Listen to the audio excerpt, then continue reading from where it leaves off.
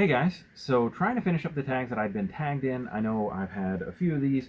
I think I'm down to 2 or 3 left. This one was, I was tagged by Monica at Mooney Reads.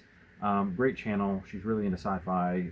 I really appreciate her content and just the way that she approaches her content and stuff like that. This is her first tag or like a 7-year-old tag, and she tagged me in it because she was like, I want people to see this tag and look at it. It was really cool to watch her. I just rewatched it actually to make sure I got all the questions down right.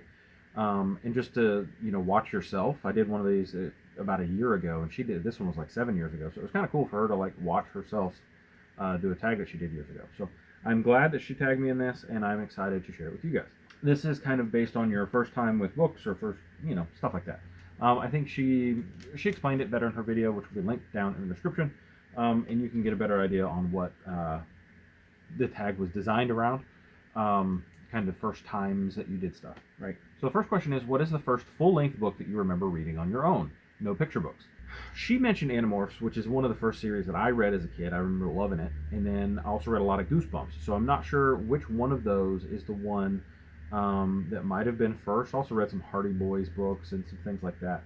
Mom really, really got us into reading. So for me personally, I don't know exactly what book this would be, but The Hobbit had such a huge place in my heart because when my mom got remarried when I was 9, one of the first books that my stepdad, who became my dad and I love very much, he gave me was The Hobbit. I remember it took me months to finish. It was probably above my reading level at the time, but I remember really, really, really being excited, and I'd read chapters, and then I'd run to their bedroom, and I'd be like, hey, this is what happened here, and I just had such a good time with it. So that's the one that my best memory of reading a book. The first book I had such a positive memory of. So number 2, what is the first series you remember finishing? I never finished all of Animorphs. I probably read 20 or 30 of them. I never finished Goosebumps. There's a ton of those as well. In my defense, I never finished reading Lord of the Rings. I made it halfway through Return of the King, and I've always said I'm going to go back and reread the series and do it. I feel really guilty actually now telling you about that. Back in the day, I remember reading. Well, this is probably it right here. I'm doing a reread of Assassin's Apprentice, the Fitz trilogy. Probably read it in 15, 16. That's probably the first, because it was just a trilogy at the time. Now there's a lot more books added to it. Also, the Magic of Recluse series, that first trilogy, I remember finishing that. I didn't finish the Wheel of Time until I was an adult because it was not done yet. There had to be a series that I finished early on. I read a ton of trilogies. I don't know, but I'll go with the Fitz trilogy. Question 3: what is the first book-to-movie adaptation you remember watching, knowing that it was a book-to-movie adaptation? I read Aragon after I watched the movie. I didn't know it was a book before I watched the movie, and I enjoyed the movie, and then I went and read the book, and I went, oh wow, this is really bad. So looking back, I wanted to say maybe Lord of the Rings in 2001, something like that, but it was probably the Lord of the Rings or Hobbit cartoon that I watched back when I was a little kid. The war has begun. It's too great a matter for me. Give it to Smeagol. One ring to rule them all, one ring to find them, one ring to bring them all, and in the darkness bind them. I knew it was a book because my mom told me it was. Hadn't read the books yet, but enjoyed it a bit. I don't even remember the cartoon. Everybody now talks about it being bad.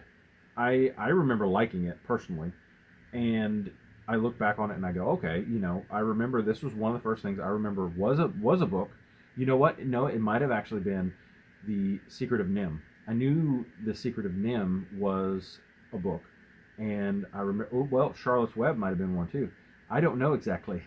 One of those 3 is my answer. Question 4 is, who's your first book crush?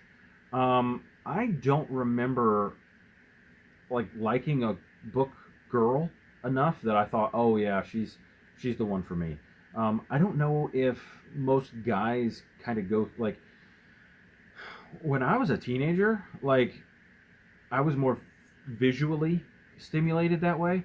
Now, question 5 is, who is your first bookish friend? I remember when I was little, not a lot of people read books with me. I didn't have a lot of friends that were big book fans, but my family was the people that I talked books with. I would share books with my mom. I'd share books with my brother. So I will say my brother, because me and my brother were friends at that time, and we still talk. We don't talk as much as we used to. We both have families, but we would share books back and forth a lot. So I'm going to say my brother was my first bookish friend. Question 6 is, what is the first adult book that you remember reading not for school? I would say most likely the first adult book that I remember not reading for school would be Dune. I read Dune at about 17. Dune is such a self-contained story that you can read Dune all by itself and enjoy it. And then you don't have to continue on with the series. I read Wheel of Time around the same time and some other books. But Dune was the one that I remember reading at that time that I had the best memory of. So I'll go with that. Question 7 was, who was your first character role model? I'm going to go with Sherlock Holmes on this one. I remember reading the Sherlock Holmes stories pretty early on, and I remember his attention to detail was really, really, really good. He did the right thing just to do the right thing. There were other people that I remember that I appreciated their level of hard work, but I'll say Sherlock Holmes for this answer, just because of his ability to find the answer anywhere. Question 8, who was the first author who inspired you? I'm going to go with Frank Herbert. His story where no traditional publishers would publish his book, and he got an auto parts manual publisher to publish Dune, and did it in a few parts, I think, is how they had originally did it back in the 60s. And just the level of like philosophy that he placed in that book for a 17-year-old kid, learning about power, learning about what power should be. Probably the reason I'm a libertarian today is because of the way that he talked about political structure and how we design political structure, the way that we look for someone to lead us, but that person is not infallible, and that not infallible person can lead us down a dark and dirty path. That was probably the first big thought process of that. And then eventually when I became a Christian, I remember looking back on those moments and then rereading it again last year, just how influential that was on my life. Hey guys, again, I may have missed over some stuff. The video just turned off on me. One of the things that I want to do eventually is get a camera that I can actually see what I'm actually saying, because the phone that I'm using to record this completely stopped recording, and I'm so sorry about that. So jumping back into the tag, we were at question 9, I believe. What's the first book you remember touching you or moving you? For me, that will be the Left Behind series. Really, really enjoyed reading that when I was younger, probably 14, 15.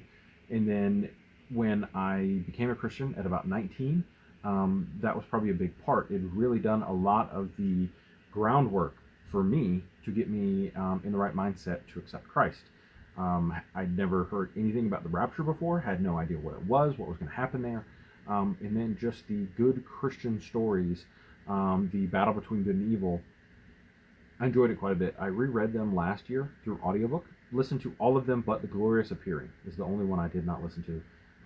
And I intend to listen to The Glorious Appearing eventually, but I mean, the rapture was mostly over, so I do plan to get back to it though. I would personally be excited about The Glorious Appearing of Christ, so I would assume that the book is probably pretty cool too. Question 10 is, what is the first classic book you remember reading not for school?